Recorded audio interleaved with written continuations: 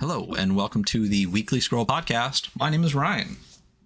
And I'm a guy that's like getting ratatouille, but the rat is actually Despero. And I am Feifel from the West. No, I'm joking. I'm Matt Morris of ManaDawn Tabletop Games. I will say, of all the mice-related stuff, I know, Hunter, you're a big Watership Down person. 𝗧𝗢𝗢𝗦𝗦 Goes West was my mouse. Are you not? Which one are you? No, Redwall. Yes. Redwall, close enough. Redwall. That's the only one that matters. It's the greatest one. Yeah. No, here's the thing. I've never read Redwall. Yeah, I should. So for me, it was all movies, and it was definitely 𝗧𝗢𝗢𝗢𝗦 Goes West, followed by The Great Mouse Detective. What was it? So Both are amazing. Amazing, all right? I was Rescuers Down Under. Great. Easy number three. Yeah, Redwall for me, and then got into Mouse Guard, the graphic novel. See, I didn't know Mouse Guard was a graphic novel until long after I knew it was a game. So I almost bought a lot of Mouse Guard thinking I was buying the game, and I was like, wait a minute, this is a lot of art. Anyway, so that's our favorite mice media. Today, we are talking about other types of mice. We are talking about Tomb of a Thousand Doors, the recently fully funded, even though it started today, campaign on Kickstarter that was put together by, obviously, 𝗧𝗢𝗢𝗢𝗦 Goes West here. And that's what we're talking about today. It just launched 4 o'clock this morning for us. Back at number 1. But it already funded. It took less than 7 hours. It's already past 15K, easily going to hit that stretch goal. And we got are we doing, is this a 30-day or is it one of the weird people that do 2 weeks? No, we're in between. We're like a 24-day. Perfect. Mm-hmm. That's the perfect length campaign. Because you missed that lull in the 3rd week. Exactly. So for those that are unaware, I guess, well, what's Mausritter? Well, Mausritter is a sword and whiskers role-playing game written by Isaac Williams, and it is a beautiful little book about mice in a human-sized world. So as cute as the game is, it's a horror game, because when you're that small and everything wants to kill you, you got to do everything you can to survive. And so, yeah, Mausritter, great little role-playing game built on the chassis of Into the Odd. And if people want to know more about it, there's this wonderful podcast called The Weekly Scroll that did a read through. You should definitely check it out. Yeah, I hear they're idiots, but every now and then they say something okay. They almost have an average amount of hair. So yeah, I make up for it. yeah, there you go, on the show. Yeah, we got all 3 phases here. And then Tomb of a Thousand Doors was kind of like a maybe I'll make this a thing, and suddenly it's a huge thing. But what was Tomb of a Thousand Doors? Like, let's just fucking get into it. Yeah, so back in 2021, we did a game jam in the month of March called More Mausritter March, just to try and encourage third-party creators to make stuff for Mausritter, because at that point there was only like 15 third-party products, and we created a setting called the Ritter March. It was awesome. About 50 people created stuff for it. So we did it again 2 months later in May, more Mausritter May. We created Mayfield. It was a zine. It was a setting. We really liked that.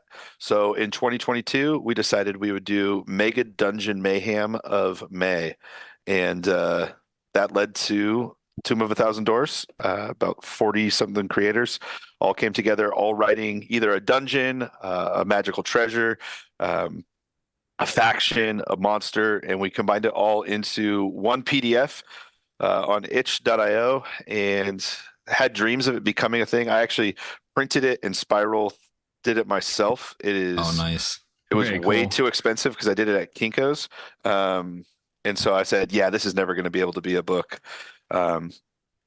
Partly because is that did you do like an old school like B2 cover on that? Is oh that what yeah, I saw? Yeah, exactly. I actually like clipped the colors from D1. There you go. Yeah, and so it's cool. I mean, it's got a bunch of different stuff. I laid it all out in a cohesive way, but all of the different submissions to the game jam were like 40 different styles. And we didn't follow any like margin rules or anything like that. So getting it to press was going to be impossible. And so it was a dream. It just sat on it sat on the shelf, and I thought maybe one day I'd sit down and type the whole thing. We tried to crowdfund it at the beginning of 2023, but it didn't. It didn't crowdfund on itch. So I just paid for art out of pocket because I was like, Sal's an amazing artist.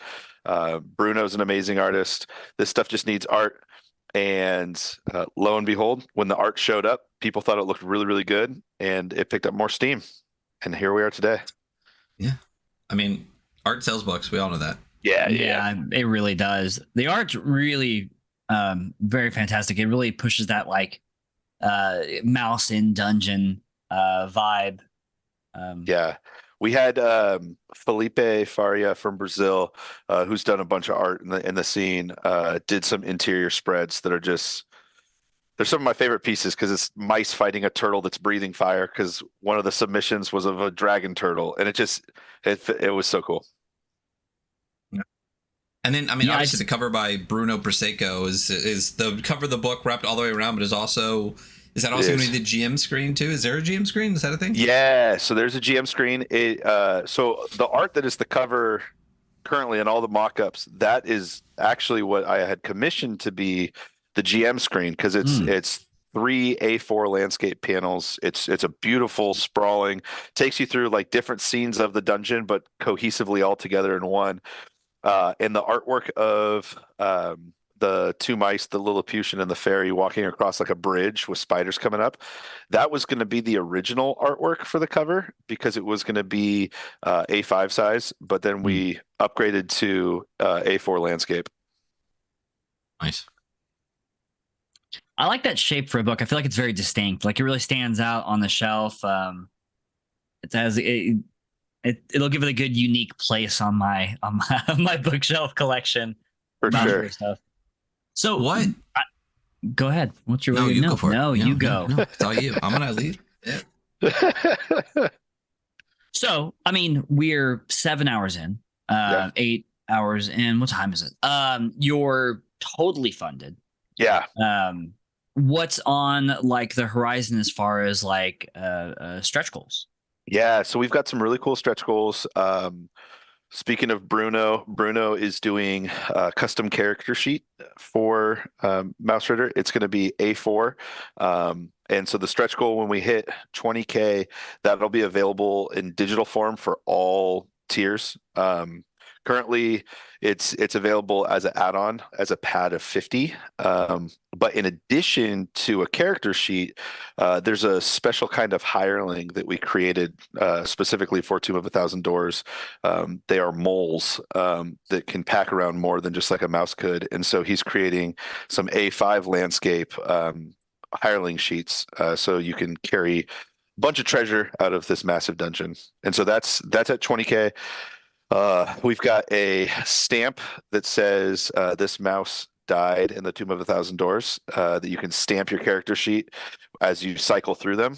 That's coming. And we've got, oh man, I actually have to pull up the list. I'm in a fog this morning because of just the excitement about this. But yeah, I think we've got 6 different stretch goals coming down the way. Wow. Let me just see if there's anything fun as I scroll through my notes. Dude, I'm really excited for the stamp. Yeah, the stamp's going to be cool. I love that idea. Like that seems like so much fun, especially because like I love running like funnels or where like characters like don't make it, and I usually have like a stack of my player characters, like character sheets. Like it'd be cool to have like a graveyard with like a stamp on it. Yeah, really enjoy that. Yeah, there's so another really fun one, if folks listened to the video on the Kickstarter page, very lightly behind everything was a custom dungeon synth track, and there may or may not be more songs coming. So that's pretty cool. And then if it continues, there might be a box that holds everything. So we'll see. Well, I'm sure Ryan will get all of that. So yeah, no, of course. I mean, it'll go right with all the other Mausritter boxes we got here. Except the size it is now won't fit. A2 is the size, right? That's what that is. A4. What is this? It's A4. It's A4. A4. What was the impetus to go from A5 to A4? Was it just that like an A5 would have been fucking like a million pages? Yeah, so the original is A5 and it's like super fat and it's doable, but with the hardcover, like being able to lay flat is going to be hard. And so I wanted to keep it in the A family. Like we had floated around the idea of going like B5, which is a little bit bigger. But I thought A4 landscape, I can't remember who did, someone did an A5 landscape and it just looks super cool. And I was like, oh, what if I just bumped it up to A4 so that like side by side it would be the same height as Mausritter, but just a little bit wider.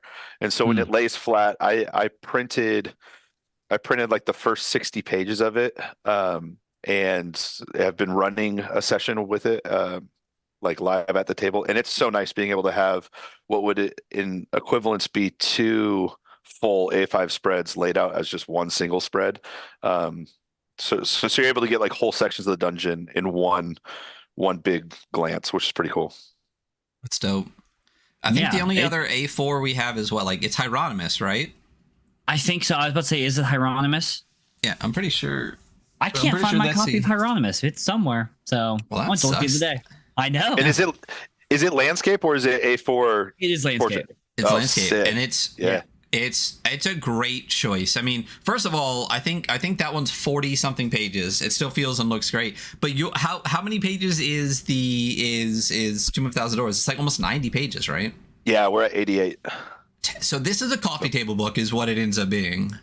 That honestly was like the little thing. I was like, the art is so good. I don't care if people play it. Just put it on your coffee table and let everyone know how cool it is. And then when your cousin reads it, it's like, hey, how come we're not playing this? That's when you get them. That's when you're like, some Mausritter. That's when you lock them in, baby. Yeah. You always hit. So prior, because you can get it right now on itch. Yep. Right. And I know you said that at one point you were laying it all out and stuff like that. Is it the difference between the itch and what it is now is on itch, it's pretty much just the list of everyone's submissions, right? But the conversion from the itch project to the current project is kind of turning it into like a cohesive mega dungeon, right? Yeah, exactly. So on itch right now, what I had done in the summer of 2022 was I had taken all of the different dungeon submissions. I think there was a total of 38 like actual dungeons. So some were 5-room dungeons, some were 30-room dungeons. I took all those together, and one of the criteria for the jam was make sure you have between 2 and 5 just like exits going off into nowhere. So I spent an entire afternoon like playing a puzzle game where I was like matching all these dungeons together. Finally got a layout that I was like, I love that. Then I kind of just drew it like up in like the box bastard style, just like, okay, here's dungeon this. And then I sent all the individual dungeon submissions plus my master connector sheet to Sal and said, okay, Sal, just do it. And like a month later, Sal came back with one of the most beautiful maps I've ever seen, tying it all together. So what's on itch is all of the submissions plus Sal's map of the main dungeon put into an A5 book. But because the file size was so large and people sent it as like PNGs, PDFs, Word docs, like it wasn't cohesive, I ended up just exporting the whole thing as individual PNGs. So you're like, it's not searchable. It works for on your screen, but it has really no other function. And so with the Kickstarter, we transcribed the entire thing into a Google Doc, just plain text, and then edited the whole thing. There's a team of 7 of us from the Mausritter community just going through, editing everything, like keeping the content the same, but adjusting the tone so it feels like it was like written by a cohesive group. And then we're now exporting that. I'm doing all the layout, and so it's a completely fresh layout. And so what's available on itch for free is the text that is going to be there, just not edited, and what the actual document will be after the Kickstarter. It'll go to itch, but it won't be free on itch. The kick, Gotcha. yeah. Now, you sent us some stuff to take a peek at. Is the first page, that's the primary map, right? Correct. So let's take a peek at that. Look at this. There it is. So you're in front of like 8, 12, 9, 10 in the bottom left corner there. But talk to me about the rest of what's going on here. So this is everybody's submissions all in one page. Not everyone's, because some people, you'll notice in a couple spots there's like a tiny little arrow with a mushroom, and then over in the key, you'll see the mushroom is number 36. So there's a level beneath the Tomb of 1,000 Doors that is a hex crawl that's over 100 hexes, and it's a like subterranean mushroom forest. There's like different mushroom clans. There's like a crazy eccentric like mouse hermit that lives down there. So there's all sorts of crazy stuff that can happen down there, that if you luck out, you can enter into that fungal forest. Like I think it's just after room 8, and then you can bypass all the way to room 35 just by traversing underneath the dungeon. If you survive the fungal forest. Yeah. Spoiler alert. There's also another level beneath the fungal forest. There's a couple cracks on the map. I think it's number 37 that lead down into the darkness. And there's a whole like Veins of the Earth style like cavern crawl that I think at the end of it, I mean, the chances of anything surviving a delve down there, like it was written in such a way that you're probably not going to survive. But if you do, there's like millions upon millions of pips and treasure. But it's so heavy, and the density of the tunnels are so small. Like you'd pretty much have to clear the dungeon, hire an excavation team. So like when I say that the Tomb of 1,000 Doors is not just a mega dungeon, it's a campaign setting. You could post up just outside and literally play your entire Mausritter campaign in this dungeon. So there's all sorts of crazy stuff in there. There's temples, shrines to different snake gods. Up in the middle there, I think that's number 19. There's a whole like forgotten hospital that's haunted. I mean, it's like it's non-Euclidean. It's like super gonzo weird at times. But yeah, no, there's all sorts of monsters that stalk the halls. This project is such a massive undertaking. Like I have to commend you on how well it's come together, because there's just so much. I mean, even just listening to you talk about like putting the map, like creating a keyed like map for you to like create endpoints and like thoroughfares through. It's so admirable. It looks so cool, and I'm really excited to just. Yeah, I'm going to play this as a campaign. Yeah. I'm like, yeah, you guys are part of a group that's just exploring this. It's the whole game. I mean, it's so self-contained. It's been fun. My Mausritter group that's been going, we've been playing since 2020, and our last 10 sessions have been in here, and they've cleared, I think 11 rooms, but one of the rooms got like refilled by a faction because they didn't like close the doors the right way. And it's been a crazy. They actually did clear out one section of the dungeon and barricade it, and it has a connection to the surface. They had a fortress from earlier in the campaign. They moved like 40 of their mice in, so now they actually have like a stronghold in the dungeon, which is going to be really fun. I'm excited to see how that goes. Sick. I've never wanted to sit there. There's, we talk to a lot of people on the show, obviously. We've talked to you many times, and many of our friends, and like often people talk about their home tables. I'm like, that sounds pretty cool. And there are like two people distinctly that I think that I'm like, oh, I would do anything to play at their table. The first one I think of is 𝗧𝗢𝗢𝗢𝗦 from Clean Spirits. Because I'm like, oh, she's so into it. I know that she really devotes herself to the table, and I really appreciate that. And your Mausritter game, yours is the other one. I'm like, dude, that game sounds so much fun. Like, I would love to be part of that table. It's freaking crazy. I'll tell just one quick little story about what happened last Wednesday night when we were playing. So there's these rooms that have the star. I think they're number 38.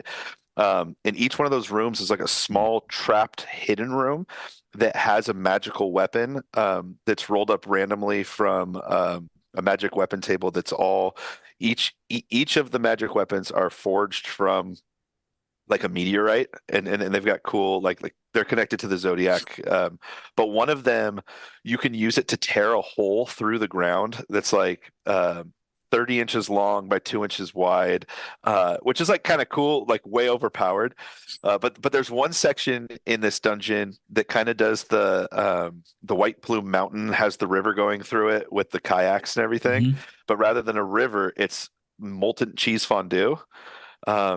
And so one of my players was there's another spell that's you can control liquid. And so Mhm. he said, "Oh, well, fondue's liquid. I'm going to control the liquid."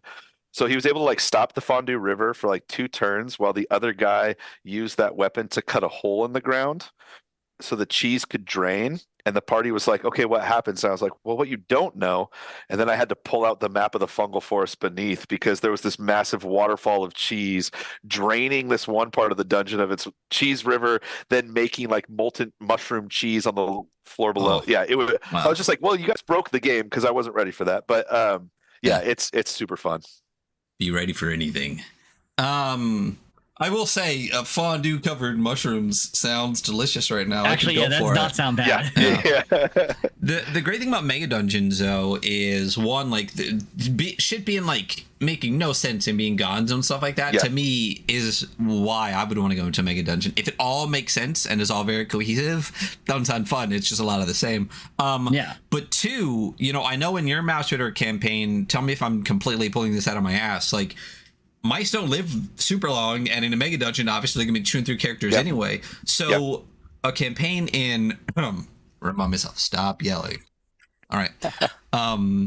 A campaign in the Tomb of a Thousand Doors will pretty quickly get multi-generational, won't it? Yeah, for sure, for sure. Yeah, so our home group, we're on the fourth generation of adventures.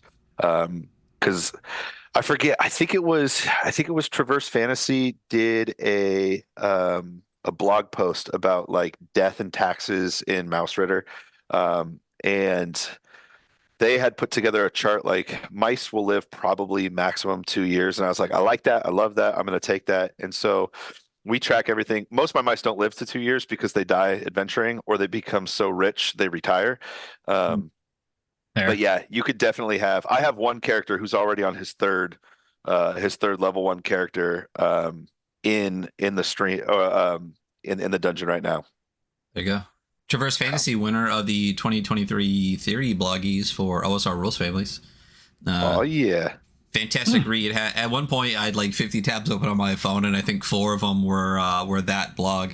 Also, great to read her like acceptance speech that basically said, "How are there only 7 families in the past like 50 years? Maybe be more innovative." So really great. Check that out. But what else do we have? So you sent me this PDF that you made specifically for us. Thank you. Yeah. What else do we have in this PDF? Yeah, so actually I think the next 3 pages are something that I thought would be like super helpful for a game master. And it's literally just the Tomb of a Thousand Doors at a glance. It follows the map, so everything's keyed, but because there's 38 different like micro dungeons within the mega dungeon, uh, I wanted folks to be able to like see what they could uh like at a glance, okay, I need to prep for this next section. It's going to have 5 rooms. This is the treasure that's there, and here's like just a brief synopsis. So it's kind of the cliff notes of every single bit of the dungeon. Um, Huh. and in the final like copy, I'll put page number at the base of everything. So it's just like a quick reference guide. It's an expanded table of contents. Very That's- cool. That's Do you think in the that's so digital helpful. edition that page number will be hyperlinked? I have to learn how to do all of that stuff. But yes, I think it definitely can be. I know some people who really like hyperlinked PDFs, so I'm just going to make sure they are. I'm just asking for a friend, honestly. So. Yeah, I don't know who would think that that's an important thing to have in a 90-page document specific to like rooms and various things, but usability, who needs it? Yeah, right. But that's a no, just buy the really- physical copy. Buy the physical copy, then you don't have to worry it's about going to come with a ribbon. So true. Yeah, a ribbon, exactly.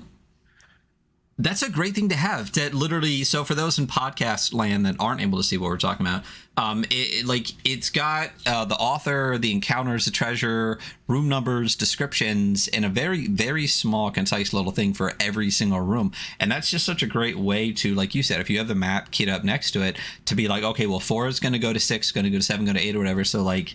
Because the thing about a mega dungeon is the odds of the players getting super far is pretty low. So like the little amount of prep that you actually have to do, it's really nice to be able to get a quick glance to see like, at least generally what's coming up ahead, as opposed to having to go through the section and literally read an entire part. So this is such a great addition to any big adventure, but especially to like a mega dungeon.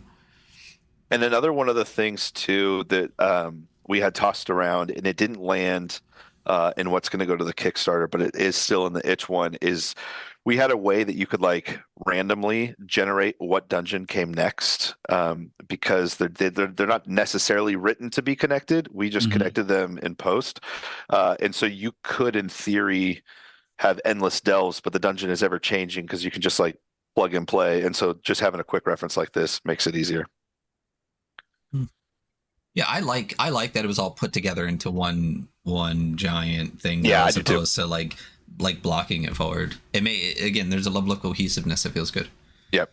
I do like the cohesive feeling. I do also kind of like the whole like you never know what's going to happen. It's non-Euclidean space. You roll randomly. But yeah, I think especially for ease of use in like long-term play, having like a through line is good. Yeah. There's go for it. But no, I was gonna say, how else would you have like 40 of your dudes barricaded into an area if the area was constantly changing? There he just moves. Yeah. So there's another one of the things that we did. I think it was Prismatic Wastelands had put the overloaded encounter die in a blog post a couple years ago, and I really like that. It's what I used for Lilliputian. For its like dungeon generation, and so it's in this as well. And so as you delve deeper, like the chances of encounters and the certain like the different tables you're rolling on, it just gets more and more. And one of the encounters that comes up like about like halfway through the density of the dungeon is there could just be a mist that appears. And if you enter the mist takes you to a hex crawl that's a pocket dimension, and then you have to like figure out how to escape the pocket dimension. And it's the mouse version of Ravenloft, and like you literally have to like go vampire hunting, meet Mausritter, figure out how to make the mist disappear. And so it's got like, it's got endless craziness within this dungeon. It's dope. Dude, I'm so excited to get like. I mean, I obviously have the PDF of the like previous version, but I am a physical book guy, especially for like a mega dungeon, and I'm so excited to get this in hand because I'm going to run this. I have like a table of like fairly newer players right now, and I'm like, what can we do to get you guys like I'm like, oh, Mausritter. So this is it. This is what. Yeah. Oh, for sure.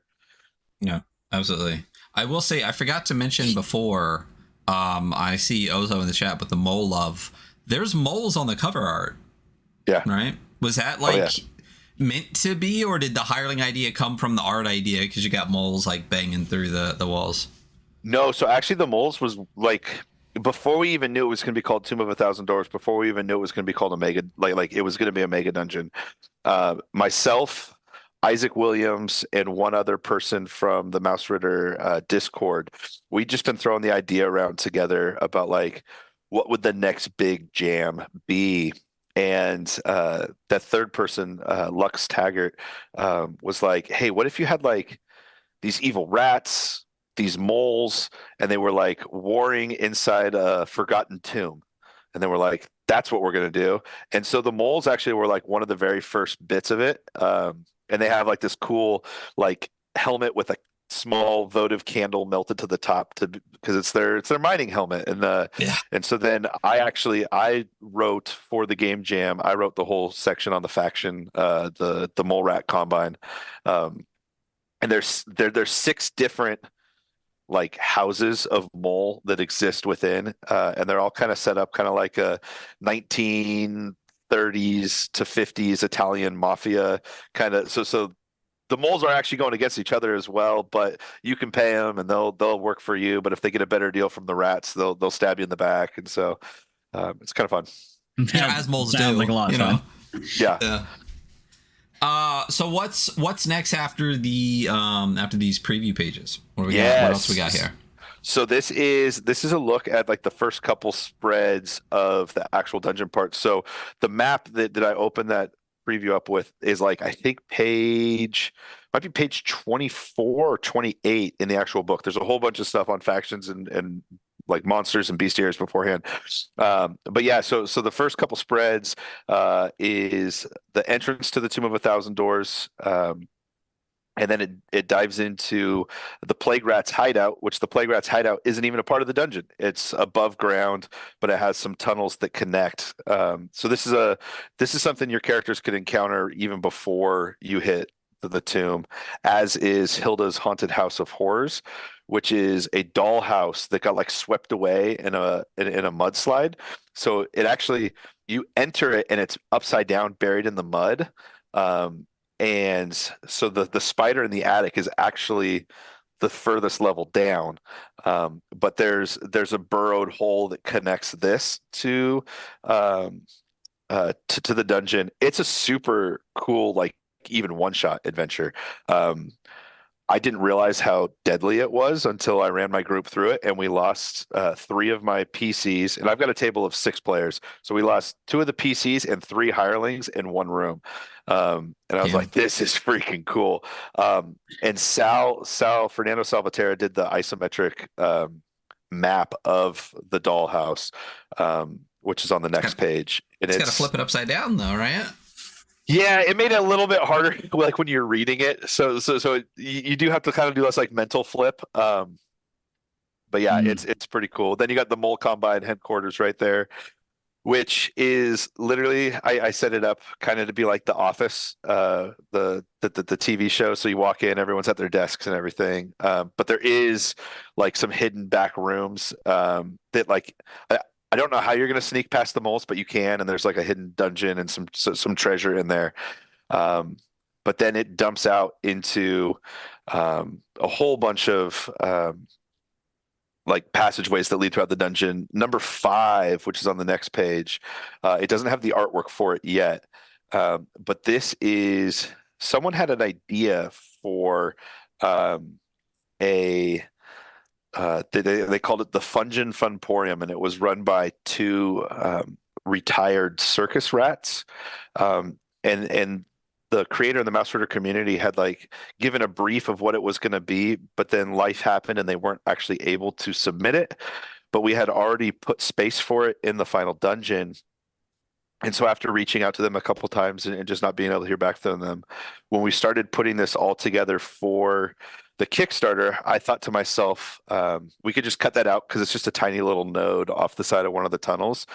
Or there's some new writers in the Mausritter community that have kind of like joined the Mausritter community post when we did the game jam. So I reached out to them, and 𝗧𝗢𝗢𝗢𝗥𝗦, who wrote 2 amazing Mausritter supplements. I got them both here. Kiwi Acres and 10 Downing. Amazing Mausritter adventures. He wrote all the magic items for the store, and they have Easter eggs to pretty much every bit of the dungeon. And so it's they're freaking cool. Some are powered and overpowered in ways that are so fun. I was looking for the bubblegum for Rowdy Piper's Fungeon Fungorium here, Funporium, but maybe nope. All right. Right. No. Nope, still was too a- young. Still too young for this reference as well. Yep. They live with the I'm all out of bubblegum. I'm here to kick ass. I'm all out of bubblegum. I Roddy haven't Roddy. seen it all the way through, but I do know of that. Oh, anyway, that's So. Roddy Roddy Piper. So, and this is Roddy and Rowdy. I assumed that was where the name came from. I guess maybe fuck me. Like hearing that now, I'm like, that makes perfect sense because like the Pied Piper and the Rats and Roddy and Roddy. So yeah, they probably did pull those names from there. It went over my head. But yeah, one of my favorite items is number 13. It's the 1 in 1,000 door key. And it's a magical key that will unlock any locked door, but it can only unlock one once. So you use it and it's gone. But it can come in handy, you know? And now, the question, go I for it. guess, do you know how many doors there actually are in the dungeon? I'm in the process of counting it. All right. It's not 1,000. It's not 1,000, but it's over 300. That makes sense. Yeah. You just go into a room and it's just a room full of 700 doors. Yeah, exactly. Well, if you include, so there's like 300 plus in the actual dungeon itself, but then you have the hex crawls that are pocket dimensions. One of them has an entire city and like a castle rat loft in it. And so it's got doors all throughout it too. I'm so mad at you right now. Castle Rat Loft, yeah. That's actually what it's called. It's called Castle Rat Loft. Yeah, it's it's so on the nose. There's another one in here called the Temple of 𝗧𝗢𝗢𝗦, because that's like a kind of cheese. Yeah. So one of the dungeon authors, he submitted, I think, 4 of them, and they were like Mausritter reskins of like classic D&D settings. So there's lots of nods to the OGs in here as well. That's Cool. That's what's up. I actually really like that. I'm glad Yeah. that like we as a community can take some of that like positive like throwback away from D&D and Yeah, exactly. So then it dives in a little bit deeper into just kind of what the basic layout of the main section, like the main 60 pages of the book. It's going to be, for the most part, dungeon section, description of the dungeon, and then like the specific to that dungeon treasures and or creatures. And so you got the Catacombs of the Bat Cultist, which I'm actually we're doing an ongoing campaign stream on +1 EXP, and Tony and Colin LeSueur are stuck in this room right now. Sick. So real quick, my goodness, the typeset on the Catacombs of the Bat Cultist, where the M is actually like a bat. That is so sick. Yeah. And like when I scroll forward a little bit more, like the Cavern of the Fountain Beast coming up too, they actually have like the font type there, like cavern with these like stalagmites. Yeah. So Fernando Salvatierra, let me just brag on Sal real quick. So I've worked with Sal now. Sal helped me on Burn Pile. He did a bunch of the maps in Burn Pile year 1. Sal and I have formed a friendship over the last couple of years, and so Sal's pretty much my cartographer, like on retainer. And when I knew we were going to combine these things together, I said Sal's got to do the map. So I reached out to Sal, paid Sal to do the map. And then Sal was reading it and he's like, hey, there's like a fungal forest. There's this. Do you want me to do those also? I said, yeah, let's do it. So we've got like 3 massive maps, one of the mega dungeon, one of the fungal forest, then one of like the veins of the earth below. And then when we knew we were going to crowdfund this and it was looking like we were really going to do it, I reached out to Sal and I said, hey, Sal, there are 38 micro dungeons within. Can I have you do all 38 of them? And Sal jumped on it. I sent Sal the fonts that we were using, fully expecting Sal just to use the font and not edit the font. And each dungeon, he takes the fonts and makes the fonts fit the dungeon. And it blew my mind, the first one he sent. I was just like, oh my goodness. Yeah. It's crazy. The maps are ridiculous too. The layout through the entire thing is really great. And is this so? It's going to be a black and white layout like we're seeing through this the whole way through the book? Correct. Yeah. I thought about doing color, or like even doing like a textured background on the page, but you know, at the end of the day, Mausritter. I think one of the things that's so charming about Mausritter is it's just black and white and it's simple. And Right. so, Yeah, I mean this project to me screams simple. Yeah. Yeah, and it for what it's worth, it does almost tap back into those old like TSR days of Mega Dungeons where it was just black font on white page. Move on to the next page. Yeah. I was a little bit joking because like the enormity of this project is like actually startling. Like I definitely think this is a thing that I could pick up and read and play it very easily. But I just mean like looking at it from your perspective of like the project manager, I'm like, yeah, I mean, Matt, this is truly enormous. Like, I mean, I am obviously a big fan of your work and I have like a ton of your stuff. And we talk often about things. Thank you. But this is like, this is very next level. And it's like really genuinely incredibly impressive. Thank you. It's definitely a work of love. And with everything in this community, there's so many talented people that like I just look and I'm like, holy crud, like I will never be able to do that. But I want to like at least try and emulate my best attempt at creating it. And so this has been a fun project because I feel like this is, I won't say it's the magnum opus because I didn't write everything. Right. But like everything I've learned about design, everything I've learned about layout, graphic design, like over the last 3 years, I'm like, I'm just going to pour it all into this because I want this to be something that like lasts for generations. Yeah. I mean, it looks like it should. I mean, there's no reason that. I mean, here's the thing: is every person that I talk to that talks about getting into D&D, I'm like, how about you just play Mausritter? You know, exactly. Yeah. Everybody. I'm like, you got a 10-year-old Mausritter, you got an 80-year-old grandma Mausritter, like, whatever you want to do. It's fun, it's approachable, but it's also deadly in a way that really makes people understand that like your OC is not as important as the game. You know. So it's a fantastic game, super easy to learn, but with the depth that makes it super fun to play. And with the addition of an insane mega dungeon, I mean, you're talking to us, but you should really be talking to Ben Lawrence over on like the Into the Mega Dungeon podcast about this at some point. You know, I was blown away, and I had one of those moments where I was like, oh my goodness, one of like my idols just shared one of my tweets, but Ben Lawrence shared the Kickstarter link, and I was like, oh, like this is so cool. Very cool. Yeah, that's dope. We're gonna kick out of this PDF real quick. Let's go back to the regular windows. Transition. See everyone's beautiful faces. So it's funny because there's a lag, so I know that I did that like 30 seconds after the transition. Well, sometimes when it transitions, it like cuts the audio weird, so I always like to just be like, let me wait for a pause in the conversation.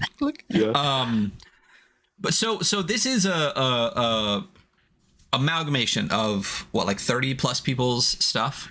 Yeah. So if you remove like the artists and the editors out of it, actual like authors, I think there are 36 or 35 actual unique writers.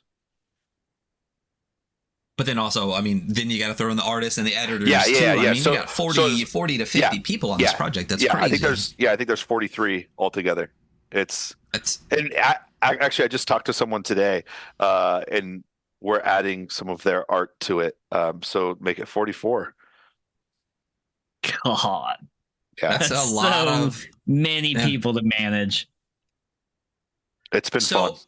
Well, I mean, I guess it's kind of nice that a lot of it's been done for years and you've already got like so much of it. So you're not, if you had to sit here and wait for 30 people to give you your shit, you'd be waiting for 3 years and be like sending somebody like 50 emails and never hear back and all that kind of stuff. So, but I guess my question as far as the project, so talking like more of like the, you know, the beans about it, as far as the project funding, The goal is $15,000. You're already at almost $18,000. You're already over 266 backers on day one, which is insane. The $15,000 was mostly for like expanded art and expanded layout and the time to like cover the editors, cover all of that, right? So my question is, with this many people, as far as like, are you doing like a profit share thing, or how does the community project fund work after? Yeah, so that's a great question. So we reached out to all of the contributors when we started the whole project.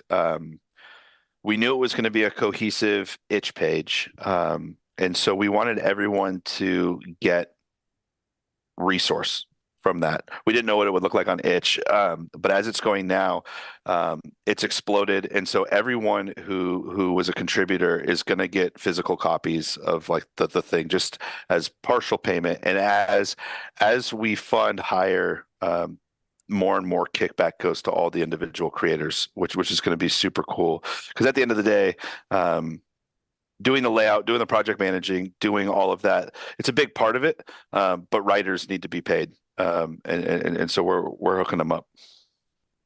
That's awesome. That's really cool. Yeah.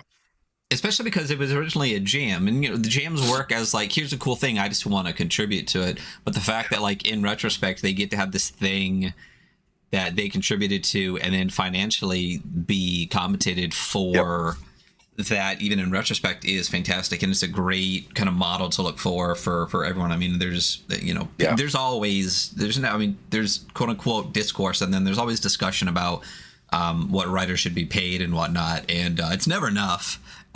So pay your writers, but this is cool, like I said, that like you're going back to something that people just did for fun, and then compensating them for creating such a great project is a really cool thing to do. Yeah, I think it's super cool, and that's one of the things that the Mausritter community has like really thrived on, is we really, within the TTRPG scene, which is, and then within that is the indie scene, and then within that is like this little Mausritter community. Russian nesting doll. Yeah, exactly. And within that pocket of like Mausritter community, everyone just is supporting everyone, and it's super cool. And there's people who maybe have more experience in the industry or with layout. And so like one of the cool things that happens all the time on the Discord is someone's like, hey, I've got an idea for an adventure, and they'll like post a Google Doc or like a plain text, and then someone will be like, oh, that's super cool, here's a template, let me take your text, boom, and then like send back a PDF of like a 80% done trifold. And then it's like, oh, hey, I do art, I could throw some art on there for you. And then by the end of the week, someone's able to post something to itch for $1, and then everyone who helped was like, hey, here's $2. And so people, no one's making a living, but we're sharing. Just, it's a collaborative, it's just fun. I love it. Yeah, I always like a community working together on projects always creates like a higher level of like project, like it's more, there's more love in it, like there's more people giving energy to it and like creating a better thing. Like that's really very, very cool. Yeah. I think Mausritter has fed into that kind of from the beginning. The fact that you can just digitally download all of it completely for free, play so much of it for free, even as far as the character sheets that were created, where you can like, I had to learn how to use that sheet, but my God, when you figure out that you can create your own tokens and then just drop it onto the sheet, I was like, I can have my cutout little backpack situation, but like in token form on my sheet. It's so cool. And again, all of that is digitally, at least, quote unquote free. Pay people if you're able to. But you can grab anything you want and play for just about forever without having to spend anything. And I think that really feeds into the community aspect of it too, where it's just like so much of it is created for people to just be able to engage with it. And that's one of the cool things that we really wanted to do with this Kickstarter too, is we know there are folks who aren't going to be able to contribute even like the $20 for the digital. And so we have a tier that's a $5 tier, and for every $5 we're pumping out community copies when it's done, and just giving opportunity for those who aren't necessarily able to back it, but to still be a part of it and still have their hands on it, which I think is super cool. Yeah. So community copy is always a boon. Yeah, always great. So kind of off topic, on topic. Can I play as a fairy in this? Because I keep seeing fairies flying around in the artwork, and I'm like, yes, you can. okay. Yes, you can. That comes from Burn Pile number 5, which is the fairy edition of my Burn Pile zines. And I think it's actually in Burn Pile Year 1. There is some, yep, right here. You can make yourself what's called a Fiend Krieger, which is a Fey warrior. And yeah, it's pretty much Into the Odd roll up, but it's got some Mausritter flavor. But yes, you can play as a fairy, you can play as a 𝗧𝗢𝗢𝗠, you can play as a mouse, Wait a minute. I think I might have Burn Pile. I think I might have Burn Pile number 1 in here. Let me see if I have Burn Pile. Oh wait, I think there it is. Oh, there it is. Burn Pile number 1. That box is so pretty, man. I love it. Yeah. So that's actually a fun segue too. Not only can you play as a fairy, but you can play Tomb of 1,000 Doors as a regular sized human, and use Cairn as your rule set, and then just upgrade the rats to mutant rat folk, and you can run this with any Into the Odd base game, because Into the Odd games are weird. And so why not have a dungeon that's full of dragon turtles and plague rats? Like the reskinning is super easy. And I mean, I would play as a 𝗧𝗢𝗢𝗠 if I was going to play as a person. I'd just be like, we're gonna do little people. Yes. Yeah, totally.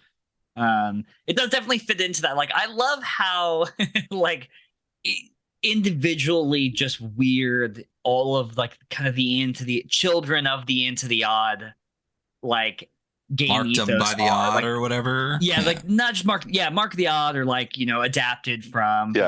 All of them are just like either dark weird or like lighthearted weird, or Into the Odd itself is like super weird. Yeah, it's super weird. Yeah. Yeah, it's good. I was talking with Colin 𝗬𝗓, who created Rune Cairn, and we played like right before we came on stream. We were talking over Discord, because Colin has a Kickstarter coming up as well, of like a complete remaster of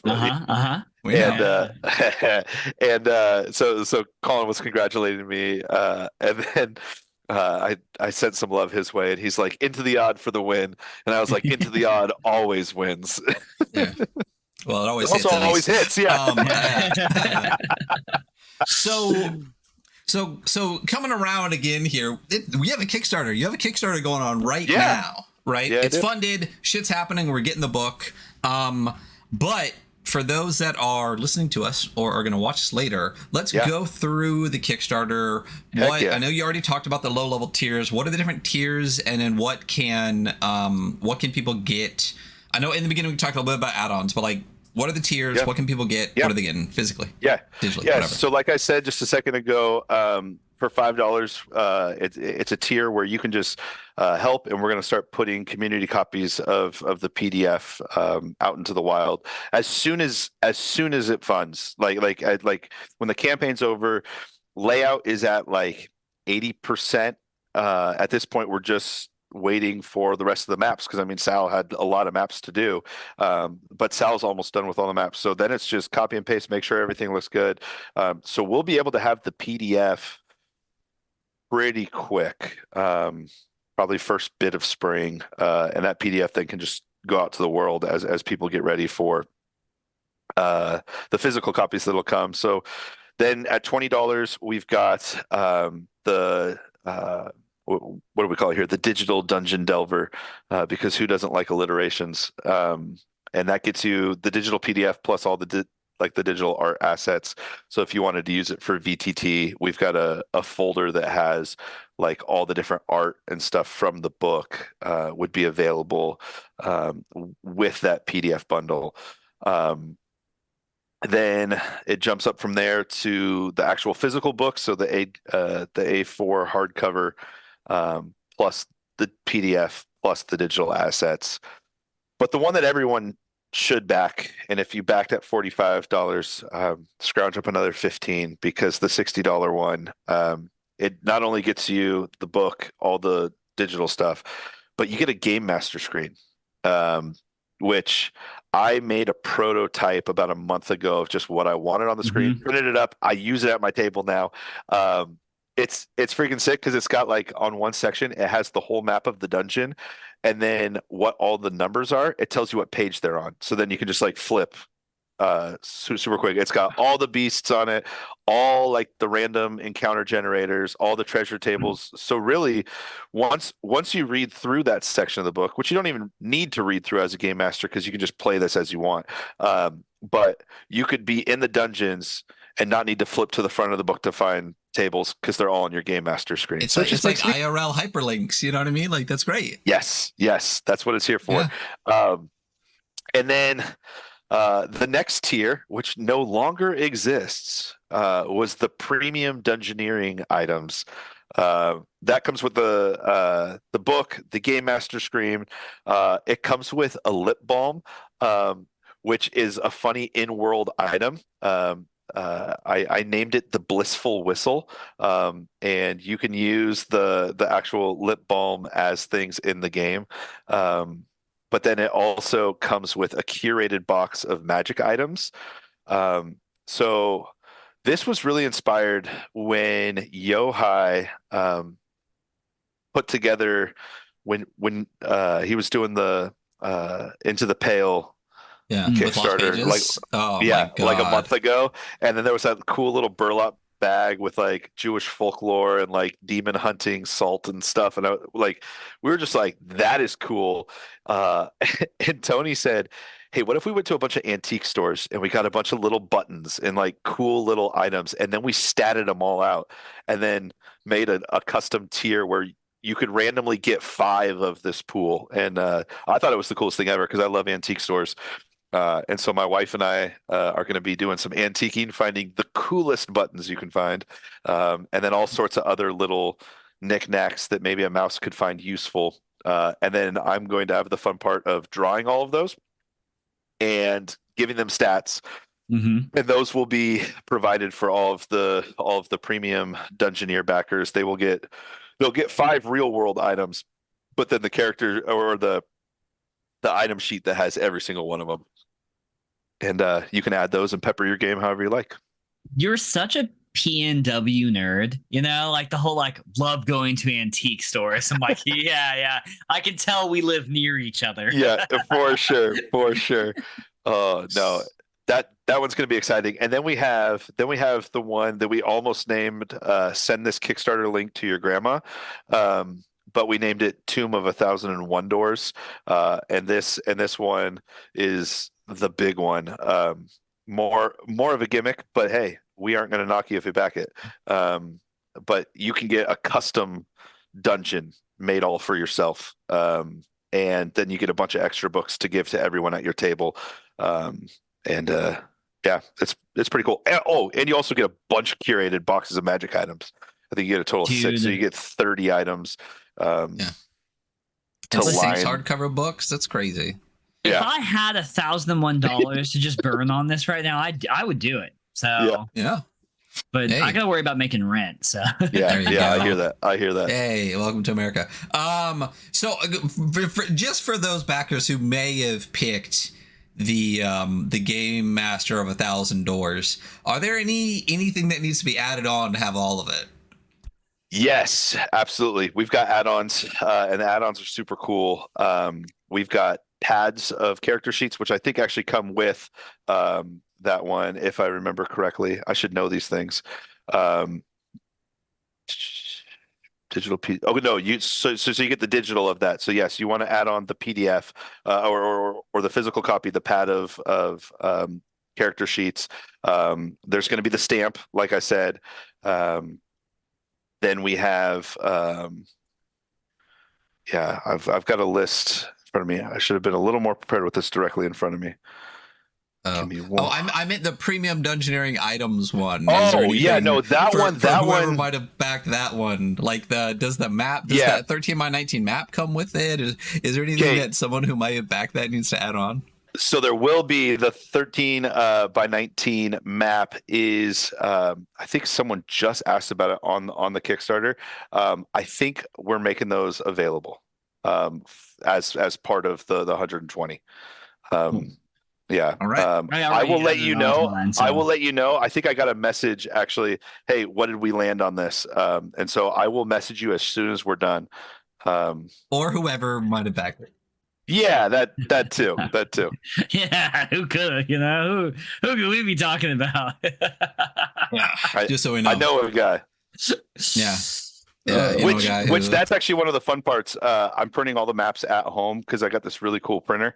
And that's a whole nother topic. Maybe I'll have to come on another day. But doing some home print kind of stuff. Maybe we'll see. Yeah. Maybe we'll see. Yeah, who knows? Yeah, so I'm gonna have fun printing and folding all those. Yeah. Oh, or letting someone pay extra to put it in a tube. Ooh. Okay. Yeah. I like that. The crazy thing is, like, even since we've been talking, the Kickstarter's gone up by like $2,000. So like, is it really? It's like you're like over 18,000 now. No, broke 18. Yep, broke 18 on day one. Yeah. Oh, let's go. So almost hitting that first stretch goal in the first like 10 hours. Yeah. That's what's up. Wow. It's congrats, man. That's really fantastic. Like, yeah, to say really overwhelmed is an understatement. Yeah, I can't imagine actually, but yeah, I mean, congrats on the success of this project. It is a great project, and like, congrats to all the writers who are part of this too. Like, yeah, I'm so stoked to go through this with like a fine tooth comb and just like, I mean, honestly, I'll probably just put it next to my bed and I'll read through it for like a month. Yeah, it's super fun. Hold it to you. I mean, it's really it's a testament, like you said, to the entire Mausritter community that something like this can get made, and can get backed at this level. Yeah, it's super cool. I actually see in the chat here on Twitch, Butch Plays, Antonio Butch is one of the editors, also helping with like the transcribing, but also wrote, I think, 6 of those 40 plus submissions. Wrote a whole series of like snake shrines that are freaking cool. Wrote a magical treasure table that literally takes the exact format. It takes what's in the Mausritter book, makes a spread, but then retools everything and flavors everything so it fits Tomb of a Thousand Doors. So like a game master doesn't have to learn a new way to roll up treasure. There's just a random treasure generator that's the exact same as Mausritter's procedure, but for this. It's pretty cool. So Antonio Butch is awesome. Oh, he did 7. 7. Yeah, he said 7. And then there's one other person associated with the project. We mentioned him a little bit. Tony from Plus One. They're doing, is it just distribution, a little bit of project management, a little help with the project in general? Like what's Tony's contribution? Yeah, so they're doing all the distro, which is going to be super cool because I did distro for myself, and it was the biggest nightmare I've ever had. It was rough. So Tony's helping with distro. Tony's helping with marketing. There's a lot of the back end stuff that I'm just illiterate on, that Tony and the team know. And so I was able to tap into that. Like, we're partnered up with BackerKit to do some of our marketing. And so there was just networking that Tony brought to the table, and then help make the video. And so, yeah, it's been a pretty great relationship. Yeah, I mean, he brings a ton of experience to the table. Yeah. And Tony really wanted it to be B5 because B5 is like Tony's favorite layout for books, which is what we had gone to when we were trying to itch fund it last year. But then I said, no, we're doing A4 landscape. And that's what we landed on. And I think Tony's sold. I'm going to convert him from B5. Probably not. Which one's B5? It's like a little bit bigger. It's in between. Yeah, it fits like in a weird Down We Go from Plus One EXP. Gotcha. Okay, I know exactly what it is. Okay, cool. Okay, because I have Down We Go like right behind us. Okay, cool. Yeah, this is better. So. Yeah. Just the size and like I said, I think the only one. First of all, books printed in landscape are amazing. They're weird on the shelf, and that's always cool. Like Cyber Metal 2012 is a landscape book. Obviously, it's not as big. That's the one I was talking about. That's the one I was talking about that inspired me. Yeah. Yeah, 𝗧𝗢𝗢𝗢𝗥𝗦 is insane. Advast is amazing. But when I first got the updated Hieronymus hardback, I was like, just holding it, you're like, this is crazy. And I know when we were talking about it before, I pulled it off the shelf and it's only 40 pages. So the book that you have is going to be double the size of that and just as big. It is just a coffee table book. I don't know where I'm going to stick it on my shelf. So it's just going to have to be on display, I guess, which, exactly. That's exactly what I'm going to do with mine. I'm just like, it's going to be a display book. So for everyone who has the shelfies, you just Tomb of 1,000 Doors is going to be right there. You can't help but show it off. That was purposeful. There you go. Hey, continuous marketing. Well played. Good marketing. Yeah. I'll have to get another box and we'll do it. But this will always be the Games Omnivorous section, so you'll see it right there. This is a complete non sequitur, but I bought 2 new bookshelves and I'm already running out of space, so I'm gonna have to get another one. So we'll see where Matt's so awesome. Gonna go on that. I love it. God, I hope I never move. So that's Tomb of 1,000 Doors. I really think, is there anything else you'd like to say about it? Because I feel like we went through everything.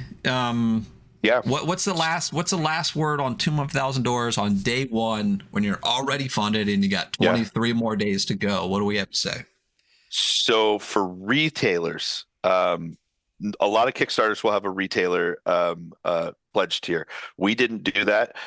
Retailers can just hit us up, and we want to get this to you so that you can get it to the world. And so hit us up. You can just message me. I've already talked with Andre at Games Omnivorous. Super encouraging. I know Kristen and the team over at Exalted Funeral are super stoked as well. And so, at this point, as it grows, there's just going to be more and more that we can do and get out to people, which is going to be fun. Yeah, all you giant big box distros that are fans of the show, hit up Matt